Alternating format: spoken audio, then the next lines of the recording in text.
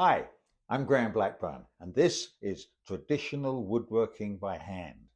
And in today's episode, we're going to be hitting the nail on the head.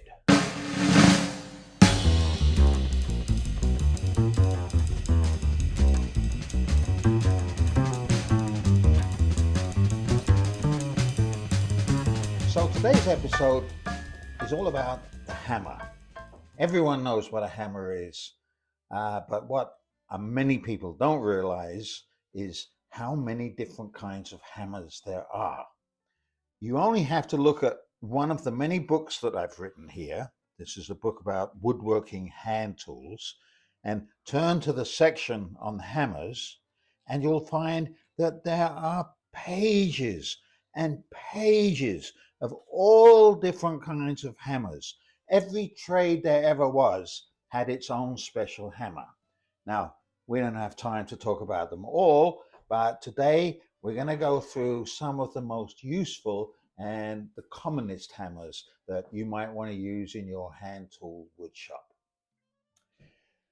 We're going to start off with what is probably the basic hammer. This hammer is called an adze claw hammer. But I want to point out one thing, that you'll notice that despite what you'll find in a lot of contemporary hardware stores, this is a wooden handle.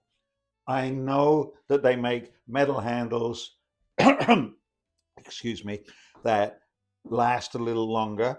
And I know that sometimes the metal handles have rubber grips to them, but they're very uncomfortable. They might last longer, but the better quality hammers have hickory handles. Hickory is a very strong wood, but it has resilience. So it's infinitely more comfortable and more convenient to use a hickory handle. Now you'll notice here, as an example of how things are different, this handle is beveled, whereas this one, a cheaper handle, is perfectly round. There's a reason for that. If you have a handle that has a shape to it, it's easier to keep this oriented where you need it to be. You always know where the hammer is facing. Whereas on the round handle, you could easily rotate the hammer and not realize what you've done. So that's just one example of how these different hammers can vary. Anyway, this is your basic adze claw hammer, designed for nailing nails, and if you make a mistake, you can use this part over the end of the nail and pry it out. That's called the claw. Now, a more useful hammer for basic woodworking, like we've been talking about, is a hammer called a Warrington style hammer. This is much lighter. These can vary from 16 ounces to 32 ounces. Of the framers in California, they actually have even bigger ones that are called California hammers. But at your bench, a small 12-ounce Warrington hammer is the best and the most useful. It also has a hickory handle, which is shaped so that you can tell which way you're holding it. And it has two other distinctive features. The first is that the face is slightly domed. And the advantage of the domed face, as opposed to the flat face that you might find on the frameless hammer, is that it enables you to drive a nail beneath the surface without denting the wood. Watch this. I'll drive a nail in here. And when I get close to the end, if I give it a nice tap, I can actually get the nail in level with or below the surface without having dented the wood. That doesn't matter if you're a carpenter building a house, but that can be really useful when you're making something out of wood in your shop. The other thing to notice about this Warrington hammer is that it has a pointed end. This is called a peened hammer. Actually, if you lived in the UK, you'd call it a paned hammer.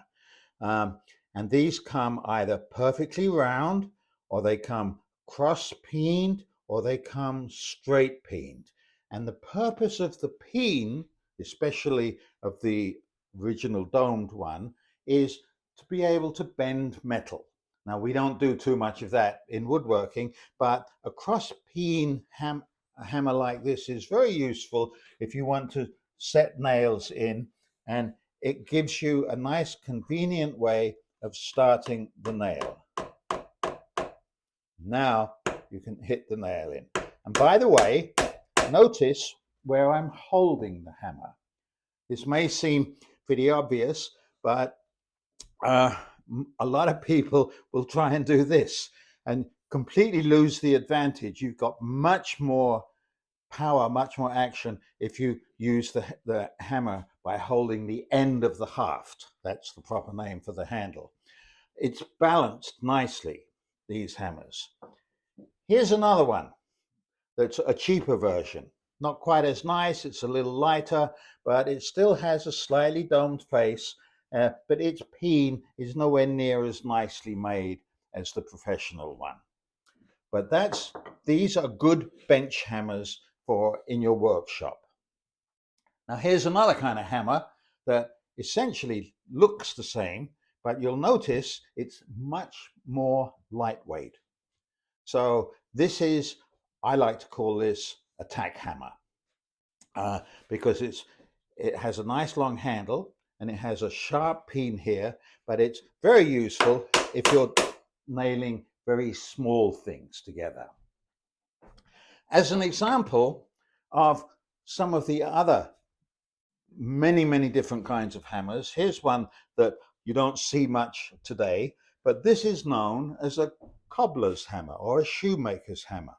It has a flat face and its peen is really broad. It's not particularly useful for woodworking, but I'm showing you just as an example of how they can vary so much. Here is another hammer that's useful in the shop, and this is a rubber hammer. And this is particularly good if you're assembling pieces of wood together and you don't want to obviously use a metal hammer and dent the wood.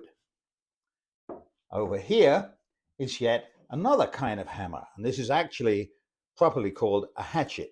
It's a roofing hatchet, and it's what you use for when you're putting wooden shingles on the roof. This is the end that you can cut the shingles into.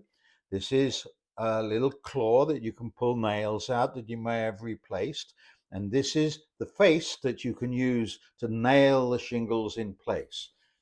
Just goes to show how many very different kinds of hammers there are. And as one last example, I have here a sledgehammer. And sledgehammers typically have a face, but they also have a straight peen here. And these can be anything from 1 to 2 to 5 pounds large. So you can have really small hammers like the tack hammer we saw here, or you can have really giant hammers. I just want to mention one last thing. If you find yourself trying to nail and the nail is so small that even with a tack hammer you're having difficulty getting the end of the nail started, here is a really useful little device called a nail pusher. And what you do, if you have a really tiny nail, you put this in the tube here, and it goes all the way in. And the end of it is magnetized, so it holds the nail. And then you can push this in the wood and push that down, and bingo, you've started the nail without having had to hold it. Then you can take your Warrington hammer and finish it all the way down. So that was a brief introduction to hammering. which surprises a lot of people because you think in a wood shop you're going to make everything out of wooden joints, but you'd be surprised how often you need a hammer in a workshop. If you want to learn more about this, if, for example, you want to learn why in Britain this is called a pane, and in America it's known as a peen, uh, both of which can give the users, pains of how to say things, by all means, you should look at my dictionary of woodworking hand tools and look at all the pages that I wrote about hammers. So I hope you like that. I hope now you know a little more about hammers. The best piece of advice I can give you is to repeat, stay away from the metal handled hammers. Don't forget to hit the subscribe button. And I've been getting a lot of comments from viewers, and I'm really happy to answer your questions and take suggestions for other things you want to know about. So please do that and enjoy your woodworking, and we'll see you again really soon. Thank you.